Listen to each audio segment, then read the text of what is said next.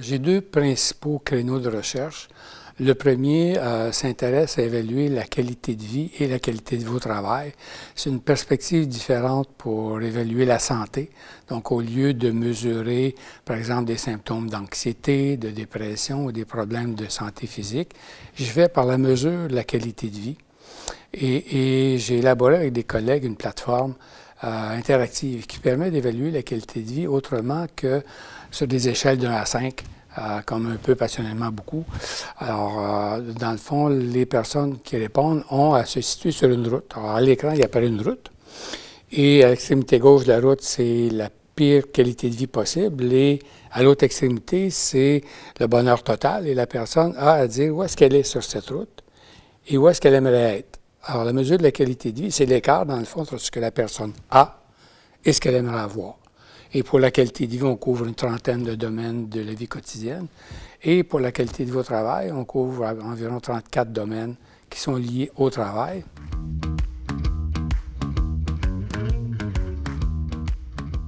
Pour vous donner un exemple de qualité de vie au travail, j'ai fait avec des collègues en France une étude de la qualité de vie au travail dans un réseau hospitalier, 6 hôpitaux dans la ville de Strasbourg.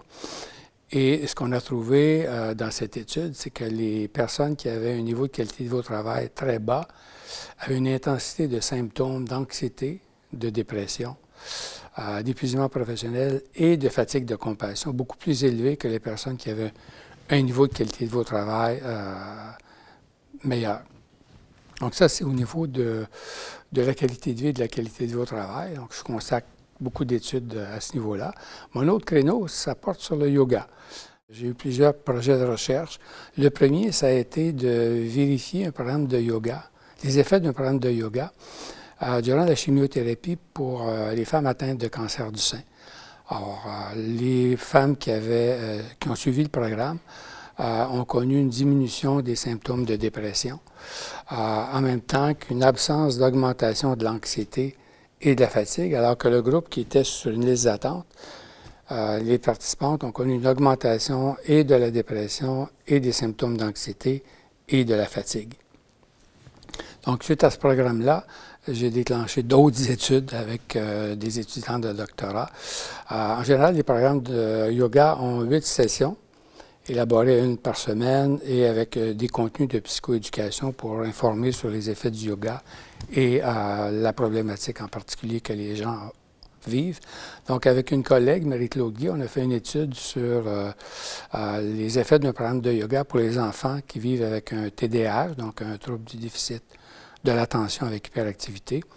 Ce qu'on a trouvé dans cette étude-là, c'est que les enfants ont eu une amélioration de leur fonction cognitive, entre autres l'attention et la concentration. Et les parents ont eu aussi une amélioration de leur propre qualité de vie parce que dans les programmes avec les enfants, un des parents suit le programme de yoga avec l'enfant et le pratique à domicile. J'ai fait un autre programme de yoga, toujours avec des étudiants de doctorat et des collègues, sur un programme de yoga pour les enfants qui vivent avec un trouble du spectre de l'autisme. Ce qu'on a vu dans ce programme-là, c'est que les enfants avaient une diminution de l'anxiété et une amélioration de la qualité de vie des parents, encore une fois. Et on a répété le même programme avec des adolescents qui ont un trouble du spectre de l'autisme. Et ce qu'on a noté chez eux, c'est une diminution de l'agitation, une diminution de l'anxiété et aussi une diminution du sentiment de rejet de la part de l'environnement social. Donc ça, c'était un résultat fort intéressant. J'ai terminé aussi une étude l'an dernier avec les élèves de l'École nationale de cirque. On avait un programme de yoga qui visait à réduire l'anxiété de performance chez les élèves de l'École nationale de cirque.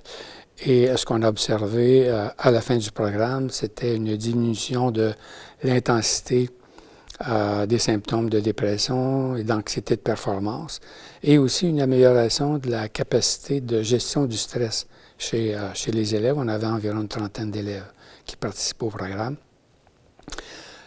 Dernièrement, on a fait un programme de yoga pour les médecins résidents. Donc, un programme qui se donnait sur Internet, sur Zoom, pendant la COVID. On est en train de soumettre les articles. Et le programme a donné des résultats fort intéressants. On avait une cinquantaine de médecins résidents à travers les différentes facultés de médecine. Et on a noté une diminution de l'anxiété, une diminution de la dépression, des symptômes d'anxiété et de dépression, et aussi une amélioration de la satisfaction de compassion, qui est un élément important de la vie des médecins. Donc, la compassion, c'est quand même une dimension importante. Donc, ça, c'est avec les médecins résidents. Et on termine actuellement une dernière étude sur un programme de yoga pour l'anxiété de performance et les douleurs musculo-squelettiques chez les musiciens. Alors, le programme se termine dans 2 semaines. On a bien hâte de regarder les résultats. Donc, pour résumer un peu tout ceci, je travaille effectivement sur la qualité de vie et ça me permet d'aborder la santé d'une façon différente que simplement avec les symptômes. Et aussi, en utilisant le yoga, bien, ça permet d'utiliser une approche alternative ou complémentaire aux médecines traditionnelles ou aux interventions traditionnelles. Alors voilà, en peu de mots, les différents champs que je couvre.